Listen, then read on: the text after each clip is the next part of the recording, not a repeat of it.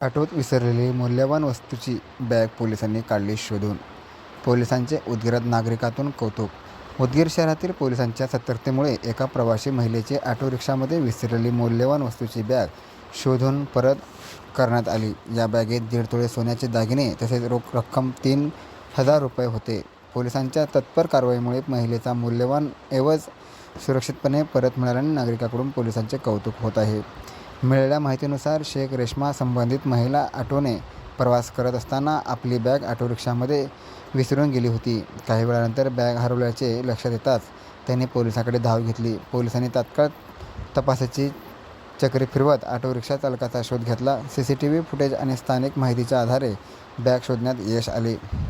पोलिसांनी बॅगेतील सर्व ऐवजी खातरजमा करून ती संबंधित महिलेच्या नातेवाईकांकडे सुपूर्द केली. बॅग परत मिळाल्यानंतर महिलेने पोलिसांचे आभार मानले. या घटनेमुळे पोलिसांच्या प्रामाणिकपणा आणि तत्परतेचे पुन्हा एकदा दर्शन घडले आहे.